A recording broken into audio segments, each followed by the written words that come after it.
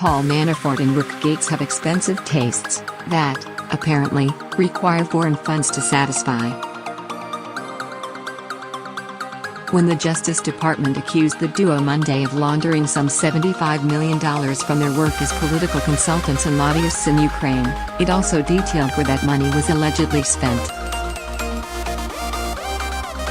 And the pair rocked up quite the bill buying antiques, men's clothing and fancy cars.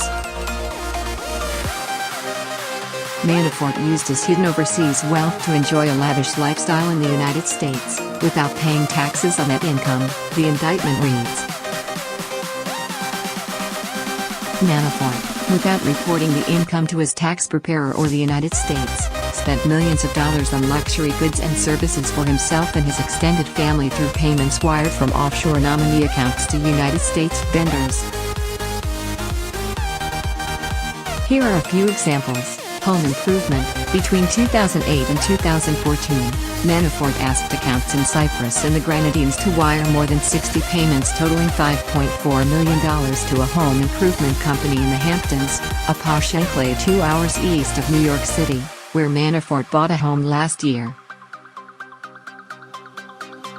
He also allegedly laundered over $800,000 on landscaping there.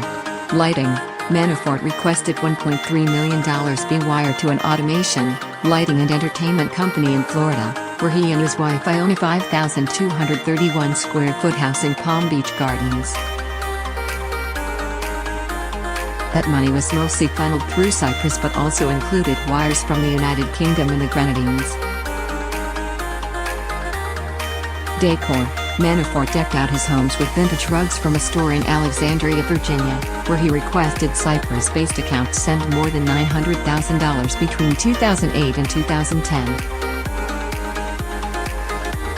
Separately, he sent about $600,000 to an antique dealer in New York and spent about $32,000 at an art gallery in Florida.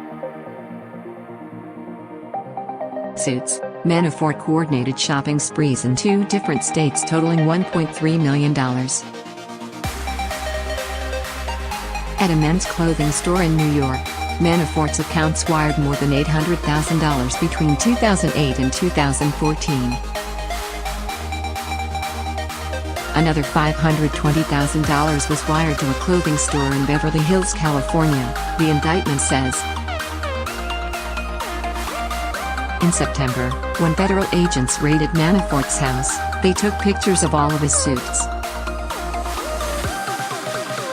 Cars. Manafort bought a Mercedes-Benz for about $63,000 and made payments on at least 3 Range Rovers with the money he received from his work in Ukraine, according to the indictment.